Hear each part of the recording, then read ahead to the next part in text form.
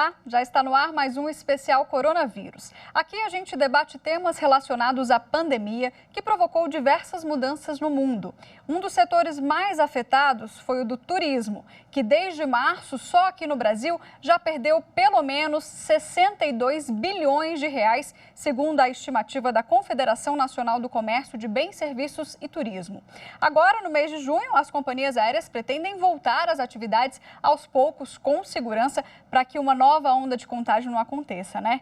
E como será esse novo normal durante as viagens? Vamos conversar sobre isso com o infectologista e mestre em doenças infecciosas, Francisco Oliveira, e com o especialista em direito dos transportes, Paulo Henrique Cremonese. Boa noite, senhores. Tudo bem, doutor Paulo? Boa noite, Mariana. Tudo bem? Boa noite, doutor Francisco e todos aqueles que nos assistem. Boa noite, doutor Francisco. Boa noite, Mariana. Boa noite, Paulo. Boa noite aos telespectadores. Bom, vou começar com a pergunta que vale 1 milhão. Doutor Francisco, e aí, é hora de viajar, não é hora de viajar? Adio as férias? Olha, eu acredito que nesse momento, apesar de a gente ter que levar em consideração as diversidades regionais que o Brasil apresenta e considerar que a pandemia não está se comportando da mesma forma em todas as regiões, em todos os estados, eu diria que, de uma maneira geral, uma resposta mais simples e talvez até simplista, seria que essa não é uma boa hora para viajar. Pelo menos não viagens a longa distância, viagens interestaduais, quer dizer, pessoal da região norte vindo para a região sul e vice-versa. Viagem só talvez em último caso. Talvez nesse momento essas viagens mais curtas, né, aquele turismo mais interno, nas cidades vizinhas, onde a gente não tenha, onde tem a possibilidade de fazer a viagem de carro ou num transporte com menos pessoas, onde a gente tenha menos risco de trazer, né, ou de levar a infecção pelo coronavírus para áreas onde ela não está tão disseminada quanto outras. Doutor Paulo, e agora o que é obrigatório, né? O que já é obrigatório? A gente sabe que tem poucos voos funcionando, mas o aeroporto está funcionando. Então, se eu preciso viajar, vou embarcar. Vamos falar primeiro do setor aéreo. O que é obrigatório? Boa noite a todos mais uma vez. Antes disso, eu queria endossar as palavras do meu colega de programa, o doutor Francisco, extremamente prudente a colocação e realmente não é o momento para se viajar. É um momento de ter cuidado com a saúde, cuidado para não ajudar na difusão desse vírus que ainda é, em muitos aspectos, um ilustre desconhecido. Vamos falar o marco regulatório. Existe um marco regulatório em relação à Covid-19? Não, ainda não. Por exemplo, no caso do transporte aéreo, a Associação Internacional dos Transportadores Aéreos não tem um sistema protocolar unificado para todas as empresas em todas as partes do mundo.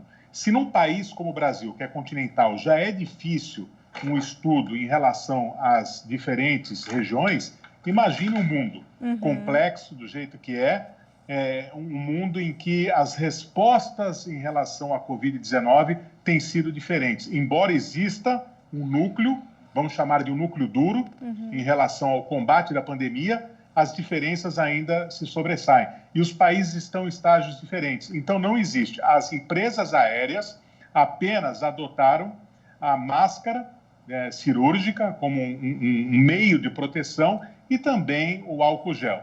Mas ainda não existe, no plano internacional, uma unificação de procedimentos. Então, isso é de ser levado em consideração. Por isso que o alerta do Dr. Francisco, que eu tomei a liberdade de endossar, é extremamente importante. Se não for necessária a viagem, por favor, não vá. O que a gente vê também é a medição de temperatura, né? Mas eu acredito que isso por conta do aeroporto. Na hora que você chega, ou já tem alguém ali para medir a temperatura, mas a gente lembra que também esse não é o único sintoma da Covid. Então, às vezes, você não tem a temperatura alta e pode também estar com o vírus. Em relação ao transporte terrestre, ônibus, a gente acompanhou aí em vários estados que essas viagens foram proibidas. Como é que está agora, doutor Paulo? Olha, o transporte entre os estados é possível, embora em número bem menor. Agora, o Brasil, se não existe o protocolo no transporte aéreo internacional, que é o mais importante, digamos assim, em relação à locomoção de pessoas, é o que chama mais atenção, porque foi por meio dele que o vírus chegou ao Brasil. Imagine a regulamentação do transporte rodoviário aqui no nosso país. Infelizmente, não existe, e eu fiz uma pesquisa bem rápida, né, mas bastante profunda, e só a cidade de Roma, tem um protocolo específico exigindo que uma pessoa dentro de um ônibus, na cidade, não é nem intermunicipal ou interregional, dentro do ônibus essa pessoa fique com assento aos lados, os assentos vagos e também o assento à frente e o assento posterior, numa forma de cruz grega. Uhum. Né? Então, lá em Roma existe isso. Mas aqui no Brasil, diante da realidade do país, é praticamente impossível. Você perguntou, Mariana, sobre o transporte interestadual. Eu acho que o problema maior reside no transporte municipal. Nós estamos vendo ônibus abarrotados, sem nenhum tipo de protocolo. Algumas cidades exigem as máscaras cirúrgicas, mas mesmo assim, diante da aglomeração, a máscara se torna, e o doutor Francisco é muito mais qualificado do que eu para falar sobre isso, mas se torna praticamente inócua, né? Então, não existe, infelizmente, eu gostaria de trazer boas notícias, mas eu não consigo, nesse momento, dizer que já há uma regulamentação dentro do Brasil e uma regulamentação internacional, essas duas caminhando lado a lado, no sentido de prevenir o contágio do Covid-19. Mais um ponto que a gente tem que avançar, né? Agora eu vou chamar a nossa primeira participação por WhatsApp e a pergunta vai para o doutor Francisco responder e quem fez foi o Gabriel. Vamos ver. Qual tipo de viagem é considerada mais segura neste momento? Carro, avião ou ônibus? Doutor Francisco, e aí? Dá para a gente eleger aí um meio de transporte mais seguro nesse momento, se a pessoa precisar viajar? Sem dúvida, seria o carro, se for no seu próprio carro ou no carro com poucas pessoas. Quer dizer, nesse momento, o princípio básico, o que a gente tem que considerar é que quanto menos pessoas eu tiver contato, mais seguro eu estou. Tá?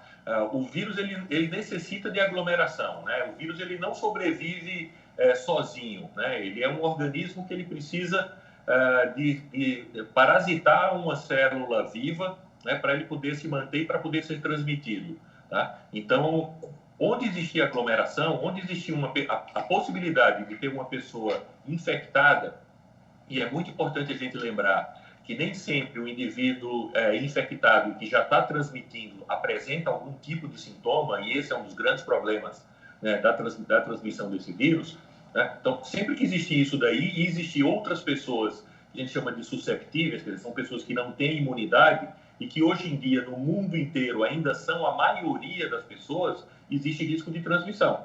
Então, se eu viajo sozinho ou viajo só com pessoas do meu núcleo familiar, né, é uma viagem muito mais segura do que se eu viajo com um monte de desconhecido, mesmo que eu tome todas as precauções. É óbvio, se eu tiver necessidade, né, uma necessidade urgente, enfim, uma questão muito importante para resolver, né, e eu preciso viajar, existem medidas, existem formas de você tentar fazer com que essa viagem seja mais segura. Você vai utilizar máscara, vai utilizar a higienização das mãos com álcool gel, né, vai confiar que a empresa onde você está viajando, seja empresa aérea ou seja empresa de transporte terrestre, vai estar fazendo uma boa higienização do ambiente, né, da poltrona, de todos os locais, mas você vai estar se colocando em risco por conta da proximidade com outras pessoas. Então, sem dúvida nenhuma, seria o transporte individual. Mesmo essa viagem de carro, doutor Francisco, só para a gente lembrar daquelas paradas, né, que a gente faz ou para comer, ou para ir ao banheiro, ou para abastecer o carro. E esse também é um momento que tem que ter muita atenção, né, porque é um lugar que transita muita gente. Sem dúvida. Isso é de fundamental importância, quer dizer, a gente, nesses momentos de parada, não pode baixar a guarda. Quer dizer, na hora que eu saio, que eu vou no posto de gasolina, que eu vou numa lanchonete, é um momento de risco, por quê? Porque na hora de comer eu vou ter que retirar a máscara, né? Então, o correto é que eu escolha um local, né, onde eu tenho um afastamento de pelo menos 2 metros de outras pessoas, né? Então, isso daí é muito importante também na hora que a gente vai consumir alimentos em locais públicos, manter um afastamento, né? As pessoas que estão servindo também devem estar utilizando máscara para reduzir o risco de transmissão. Mas como o doutor Paulo falou, a máscara ela não é 100% efetiva. A máscara funciona muito bem para reduzir o risco de transmissão, né? Porque ela contém as partículas que a gente emite quando fala, quando tosse ou quando espirra.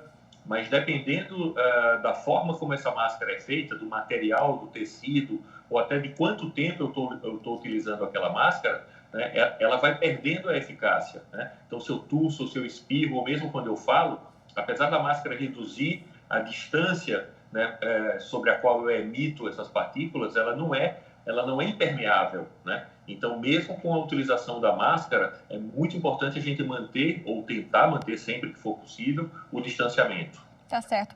Doutor Paulo, a gente falando ainda de máscara, né? É um item obrigatório quando você está dentro da aeronave, por exemplo. A empresa tem que fornecer também ou não? Existe algum entendimento em relação a isso? Não existe uma obrigatoriedade, o que existe é uma recomendação. E também é uma questão de política comercial. As empresas têm. Aproveitando até o gancho da sua pergunta, que foi colocado pelo doutor Francisco, eu dou um testemunho. Eu moro em Santos e eu vou muito a São Paulo. Evidentemente que com o distanciamento social as atividades diminuíram, eu não fui. Mas ontem eu tive que ir para exames médicos em São Paulo. Eu tive que ir. E eu fui com transporte particular, com automóvel, né, e tomei todos os cuidados. Quando eu cheguei no hospital, é um dos melhores hospitais do Brasil, havia uma funcionária testando, né, com a temperatura, com álcool gel e oferecendo uma máscara, porque nem sempre, a máscara de pano, por exemplo, ela é bonita, ela pode ser confortável, mas ela não é a ideal, ela é paliativa. A máscara cirúrgica é a melhor, é a recomendável. E ainda sobre o que o doutor Francisco falou, eu dou um testemunho também muito positivo. Na volta, até por curiosidade, né, a gente parou o carro, eu e minha mulher, a gente desceu, e num dos lugares para servir lanches, os protocolos foram devidamente cumpridos. Que bom. Todos os cuidados para retirar o alimento, recomendação, tanto quanto possível, para comer no próprio automóvel ou em mesas muito espaçadas, né? Mesmo se eu espirrasse com muita violência, eu não conseguiria atingir outra pessoa. Então, eu fiquei muito contente que eu percebi no empresário desse setor, pelo menos, um zelo, uma preocupação, um cuidado. E vale lembrar que a rodovia dos imigrantes é a que mais tem fluxo no Brasil. Uhum. São quase 30 mil caminhões de cargas por dia, unindo a capital e o interior do estado de São Paulo ao Porto de Santos. E a gente sabe que esse abastecimento também não parou, né? Então, essa circulação continua. Continua, e até posso falar, o Porto de Santos, já que nós estamos falando de transportes, o Porto de Santos bateu recorde, né, atrás de recorde. No primeiro trimestre, apesar da crise econômica derivada do distanciamento social, o Porto ele registrou um aumento de movimentação de carga de 6%. E no mês de abril, de 9% em relação ao ano passado, o que foi surpreendente. O que mostra que, pelo menos, esse sistema logístico tem funcionado. E os protocolos de segurança também têm sido respeitados no Porto de Santos. Há bastante rigor. Felizmente, isso tem sido muito bem observado.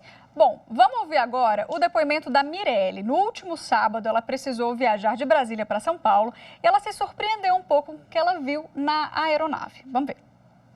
Apesar da necessidade de máscara, a possibilidade de pegar álcool em gel dentro do aeroporto e também nas aeronaves, fiquei um pouco insegura, porque o tratamento que a empresa aérea estava dando parecia um tratamento normal, em tempos normais, em períodos normais. Os assentos não foram separados, cadeira sim, cadeira não. Todo mundo sentou enfileirado com as mesmas regras passadas e não teve nenhuma novidade quanto a isso, exceto a informação de que o ar da aeronave seria renovado a cada 3 minutos. Mas eu não sei se isso de fato é eficiente.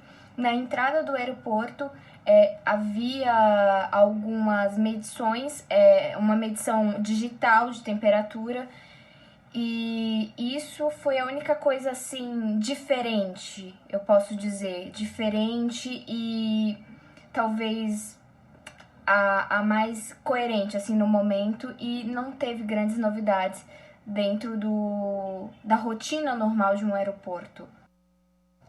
Bom, fiquei preocupada aí com esse depoimento, né, doutor Francisco, porque essa questão do distanciamento nas poltronas dentro de uma aeronave teria que ser pelo menos de uma cadeira, né, ou não? O que o senhor indica? O que o senhor acha que é o ideal nesse momento?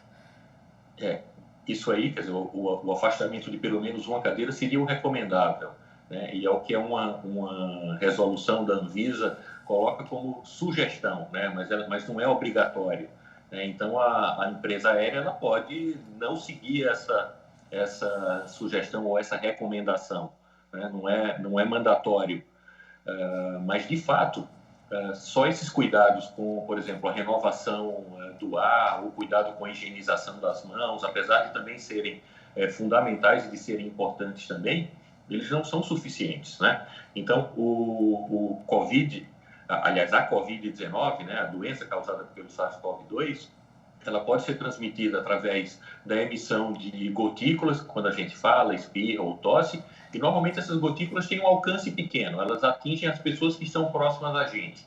Por isso que o distanciamento é tão efetivo, por isso que ele é tão importante, né? Uma outra forma de transmissão é através da via aérea. Então, muitas vezes, quando a gente tosse ou quando a gente espirra, além da formação dessas gotículas, dessas partículas grandes que são pesadas e que atingem as pessoas que estão próximas ou os ambientes, as superfícies próximas a gente. Então, por exemplo, vamos considerar que eu estou numa poltrona de avião e eu tusso ou espirro, e aí eu vou contaminar a poltrona à minha frente, posso contaminar quem está aqui ao meu lado, né? Tem um raio aqui de emissão de partículas. Além disso, uma pequena parte dessas partículas podem ser muito pequenas e formarem o que a gente chama de aerossóis. Elas ficarem em suspensão no ar e aí serem transmitidas por via aérea. Então, para esses aerossóis, esse cuidado que existe nos aviões, né, isso não é por conta da Covid-19, isso já existia anteriormente, né, de recirculação do ar, passando por filtros de alta eficiência, de tal forma que aquele ar que é constantemente recirculado dentro de um avião, ele seja o mais puro possível, ele não é suficiente, né? Porque ele diminui a concentração dessas partículas que a gente inala, que estão no ar, mas ele não reduz a possibilidade da contaminação pela pessoa que está do meu lado, ou que está na minha diagonal, né? Por isso que a importância do distanciamento é tão grande e a importância da utilização de máscara durante o período inteiro. Mas dentro de um voo, Perdão. Não, imagina, não tem problema. Eu quero só trazer uma curiosidade aqui, porque a gente está falando de assento e eu acho que é legal a gente saber. Teve um estudo da Universidade de Emory, nos Estados Unidos, que concluiu o seguinte, que uma das maneiras de se evitar não só o coronavírus, como outras doenças, né, contagiosas, que durante o voo você busque um assento na janela e longe do banheiro. Eu queria que você explicasse o porquê. Isso é interessante para quando a nossa vida voltar ao normal, e esse novo normal a gente vai tomar todos os cuidados, né, já que a gente aprendeu agora como se prevenir. Por que esse lugar longe do banheiro e na janela é mais interessante do que no corredor, por exemplo? Tá. O lugar na janela só vai fazer efeito, só vai fazer diferença se você ficar ali e não se levantar, né? Então, se você ficar durante o voo inteiro naquele lugar quietinho, porque se você se levanta, você vai correr o risco de ter contato lá, quando levanta para ir no banheiro, ou quando levanta, que você vai ter contato com a poltrona, com outras superfícies, né? E dentro de um avião existe um risco de transmissão de doenças por via respiratória, como é o caso da doença pelo coronavírus, mas também existe risco de transmissão por contato, que o próprio coronavírus também pode ser transmitido assim, né? Essas gotículas, na hora que eu emito e que se depositam em superfícies, se depois inadvertidamente alguém colocar a mão sobre aquela superfície e ativamente colocar a mão no rosto, na boca, no nariz ou no olho, essa pessoa vai se inocular. E isso acontece não só com o coronavírus, acontece com qualquer outro vírus de transmissão que pode ser transmitido através de contato. Então, na hora que você fica na janela, você fica mais protegido, porque você tem menos contato, quem passa no corredor tem menos chance de ter contato com você. Mas se você fica na janela, mas se movimenta muito, né, você, entre aspas, perde essa proteção. E o banheiro, porque é o local onde existe o maior acúmulo, a maior frequência de pessoas. Inclusive, as pessoas às vezes fazem fila próximo ao banheiro. Tá certo. Então, o racional teórico seria esse daí. Tá bom. Ó, agora a gente tem uma pergunta para o doutor Paulo Henrique. A pergunta vem do Daniel, tá? Veio por WhatsApp. Vamos conferir então o que o Daniel perguntou. Posso exigir da empresa de transporte que não tenha ninguém sentado ao meu lado durante a viagem? Não sei se deu para ouvir direito. Ele perguntou se dá para exigir, doutor, ou não. Eu tenho esse direito como cidadão ou não? Não tenho o direito, infelizmente. Até aproveitando, a pergunta dele se encaixa como luva à mão ao que foi colocado pela espectadora anterior.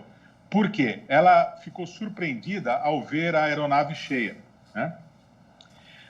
Existe uma recomendação, mas não existe uma norma em sentido estrito. Então, a empresa de transporte aéreo não é obrigada a seguir essa recomendação, até por uma questão de natureza econômica. Não estou aqui, de forma alguma, a colocar a economia à frente da vida. Longe disso. Eu sou um dos grandes defensores do distanciamento social.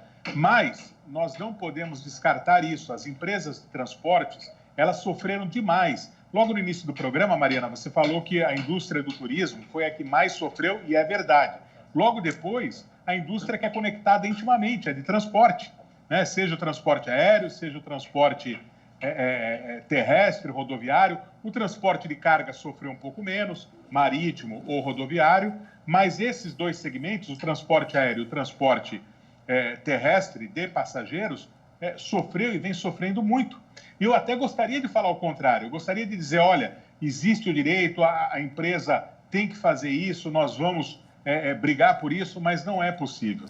Né? Por quê? Porque não existe uma norma em sentido estrito. Então, a lógica econômica também não pode ser descartada nesse momento. Né? O voo, com 4 assentos a menos para cada pessoa, ele seria economicamente inviável. Uhum. Então, existe um risco e, por isso, a pessoa tem que tomar os cuidados. Isso aí o doutor Francisco falou com maestria. Literalmente, perdão pela expressão popular, se lambuzar de álcool gel, né? Usar a máscara cirúrgica e tomar todos os cuidados possíveis. Ser uma pessoa chata até de evitar o contato. É a única forma. Agora, doutor Francisco, o serviço de bordo, né? Como é que está sendo essa recomendação? Porque é o momento que as pessoas tirariam a máscara, né? Existe uma movimentação. Fala um pouco disso para a gente. Existe uma recomendação da Anvisa em relação a esses voos de curta distância, de inclusive interromper o serviço de bordo ou utilizar porções individuais, né? Porções já previamente embaladas, que na verdade atualmente já é o que existe, né? São os famosos saquinhos de amendoim, as barrinhas, aqueles biscoitinhos que a gente recebe hoje na maioria dos voos domésticos. Mas o que a gente não pode esquecer, como usuário, é que na hora que eu tiro a máscara para comer a balinha ou o saquinho de amendoim, eu estou me expondo, tá? E estou expondo as pessoas que estão ao meu lado também. É muito importante a gente ter em mente que a utilização da máscara, ela é uma medida altamente solidária, no sentido de que eu utilizo a máscara para proteger as outras pessoas e para me proteger. Muito mais até para proteger as outras pessoas. A máscara tem uma função muito mais de proteção, né, em quem está ao meu redor, mais do que de me proteger, principalmente se a gente estiver falando de máscara, das máscaras caseiras e mesmo da máscara cirúrgica, que é a que a maioria das pessoas tem acesso. Então, mesmo que seja servido, quer dizer, se é uma viagem de curta duração, de 2 horas, 3 horas, e você consegue ficar sem se alimentar, ok. Melhor, né? É a melhor opção. Tá. Numa viagem mais longa, ou um voo internacional, aí não tem saída. Não tem jeito. Né? Mas ficar com a máscara o mínimo de tempo possível. E por falar em voo internacional, doutor Paulo, para quem está indo para o exterior ou retornando do exterior, como é que está essa questão hoje? Tem que fazer quarentena? Não tem? Tem muito país que ainda não está recebendo voo, né, do Brasil, e a gente também. Como é que está essa situação? Atualiza para a gente. Desculpa, Mariana, eu não escutei. Eu acho que o doutor Paulo não me ouve. Não, agora eu escuto. Eu também, como o doutor Francisco, ficou um pouco Não tem problema. Eu vou repetir aqui a pergunta. Vou repetir a pergunta, doutor Paulo. Seguinte, voos internacionais, quem está indo para o exterior ou voltando do exterior, existe essa questão de fazer quarentena, está obrigatório, não está? Atualiza essa situação para a gente.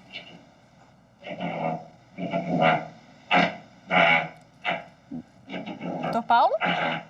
Oh, Mariana, não consegui ouvir. Acho que a gente está com um o probleminha. Não programa tem... ao vivo e online ao tem vivo esse é assim problema. mesmo. Até queria pedir perdão. Não tem problema. Eu não sei se vocês estão ouvindo um barulho. Eu vim até o escritório, tomando todos os cuidados para poder gravar aqui, para não ter barulho. Aí descobri que é uma obra no 7º andar. A gente eu tá peço ouvindo. perdão, estou Não, super constrangido. Imagina, não tem problema. Ao vivo é assim mesmo. Doutor Francisco, o senhor me ouve bem? Ouço Tá. sim. Então, vamos finalizar aqui. Para finalizar, eu vou dirigir, então, a pergunta aqui para o doutor Francisco em relação a essa questão da viagem internacional. Quais são os cuidados para quem está chegando, né, do exterior ou para quem está indo? Tá. Os cuidados para quem está indo para o... Você me perguntou a respeito dos cuidados para quem está indo para o exterior, é isso? Isso. E para quem está chegando aqui no Brasil também, se tem alguma política de ficar em quarentena ou não, como é que está? Quarentena, ok. Tá. Então, assim, hoje em dia, que o Brasil está sendo considerado como sendo um dos o epicentro, né, da contaminação do Covid, da Covid, né?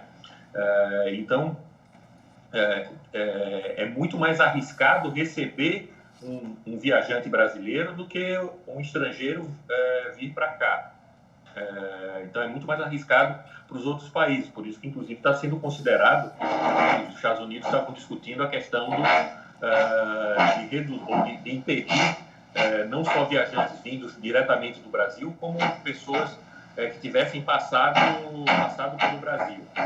Então, numa situação em que eu estou indo de um lugar, vamos considerar de uma forma geral, sensu lato, eu estou indo de um lugar onde tem um risco alto de eu ter me infectado com o coronavírus. Então, vamos considerar que eu estou saindo aqui da cidade de São Paulo e estou indo para o Japão, por exemplo. Uhum. Ou viajando aqui dentro do Brasil, estou indo para o Rio Grande do Sul, que é uma região que tem um risco tem uma incidência, quer dizer, um número de novos casos menor do que São Paulo. O ideal é que eu faça uma quarentena, apesar dessa quarentena não ser, hoje em dia, ela não é obrigatória. Tá? E essa quarentena ela deve ser de pelo menos 10 dias. Tá? O ideal é que essa quarentena seja de 14 dias, por quê? Porque a gente sabe que o período de incubação do vírus é entre 2 e 14 dias. Mas em torno de 99% dos casos aparecem até o 11º dia. Então, uma quarentena de 10 dias já me dá uma segurança muito grande para começar a circular com o menor risco de transmitir a doença para outras pessoas. Tá certo. Bom, nosso tempo vai chegando ao fim aqui. Eu quero agradecer os nossos dois convidados, o doutor Francisco e o doutor Paulo. Muito obrigada pela presença e pelo conhecimento passado aqui para a gente. Nós que agradecemos, eu tomo a liberdade de falar também pelo doutor Francisco e estamos à disposição para sempre que for necessário. Muito obrigado.